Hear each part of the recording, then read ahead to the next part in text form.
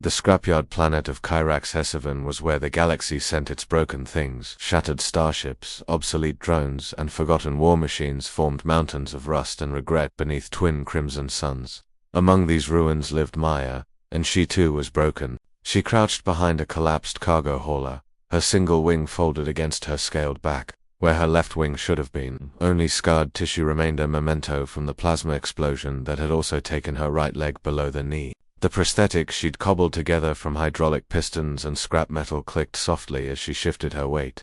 Scanning the horizon for scavenger drones. Maaya was the last of her kind, or so she believed. The Drakari had been hunted to extinction during the Purge Wars, their incredible strength and fire breath deemed too dangerous by the Galactic Council. She had survived only because she'd been too young, too injured, too worthless to pursue into the scrapyards for 5 years. She had lived alone. The sound of an engine broke the silence, not the whine of a drone, but the deeper rumble of an atmospheric shuttle. Maya's golden eyes narrowed as the battered vessel descended, trailing black smoke. It wasn't a graceful landing. The shuttle struck the ground hard, carving a trench through debris before coming to rest against a derelict freighter. She should run. Visitors meant danger, but curiosity, that most human of traits she'd learned from old Earth broadcasts, kept her rooted in place. The shuttle's hatch hissed open, and a man stumbled out, coughing. He was human, stocky build, dark hair streaked with gray, wearing a pilot's jacket that had seen better decades. But what caught Maya's attention was the small figure he carried in his arms, a child, no more than 4 or 5 years old, unconscious. "Come on, little star," the man muttered, his voice hoarse. "Stay with me." He scanned the wasteland, desperation etched on his weathered face. His shuttle was dying, its core reactor making an ominous whine. They had minutes, maybe less, before it became a tomb. Maya watched him try the distress. Beacon dead. She watched him attempt to restart the engines. Failed. She watched him finally slump against the hull, holding his daughter close. And she saw something she recognized, the look of someone who had already lost everything, and was about to lose what little remained. Her prosthetic leg clicked as she stepped from cover.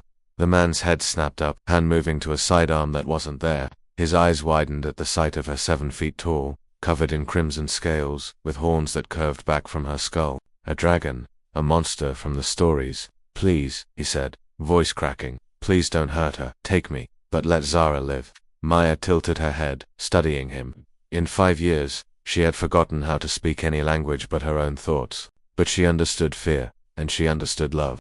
The way he held the child reminded her of how her mother had held her during the bombardment, shielding her with wings that would burn away moments later. She limped forward. The man tensed but didn't move, unwilling to run and leave his daughter. Maya reached the shuttle and pressed her clawed hand against its hull. The metal was hot to heart. The reactor was going critical.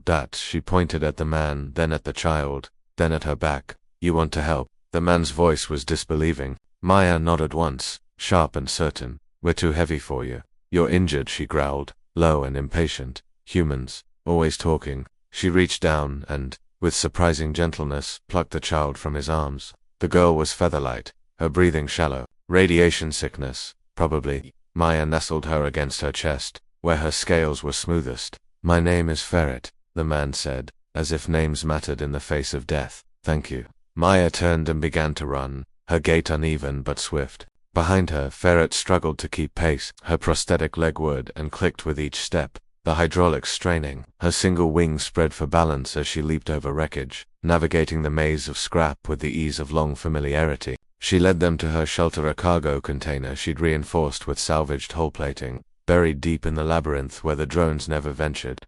Inside, it was sparse but functional, a heating unit, a water reclaimer, medical supplies she'd hoarded for years. The shuttle exploded in the distance.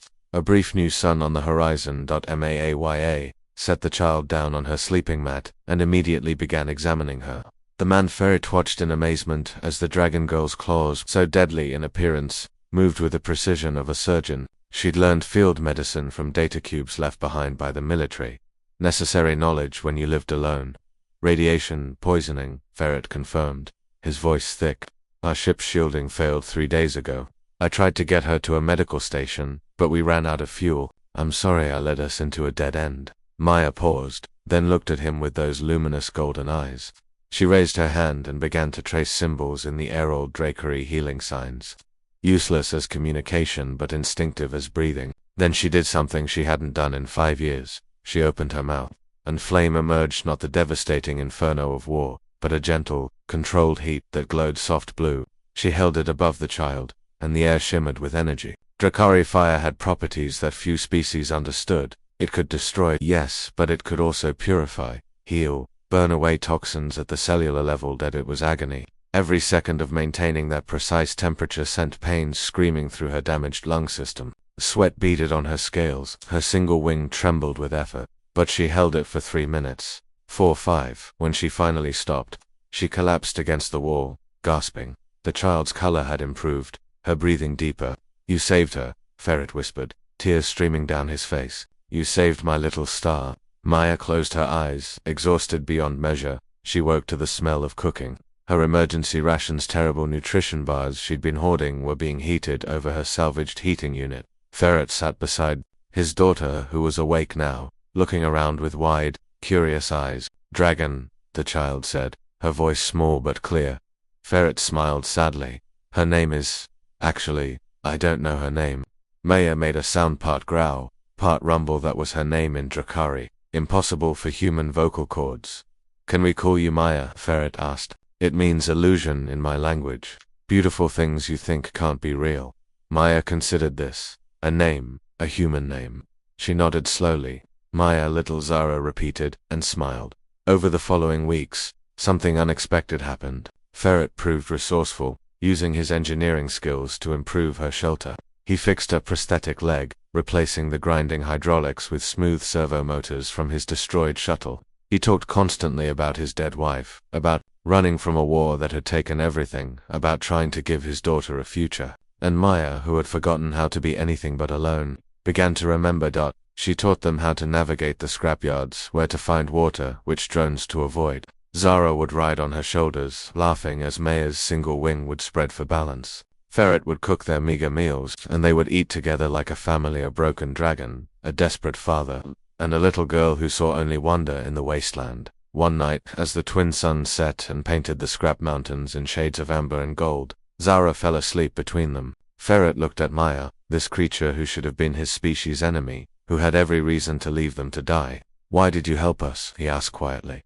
Maya looked at the sleeping child, then at her own mismatched body, the missing wing, the prosthetic leg, all the broken pieces held together by will alone. She thought of 5 years of solitude, of believing she would die alone like the rest of her kind. She couldn't speak the words, but perhaps Ferret understood anyway, because humanity's greatest strength had never been their weapons or their ships or their vast numbers. It was this. They saw broken things and chose, against all logic, to believe those things could be whole again. Maya reached out and gently touched Zara's hair with one careful claw.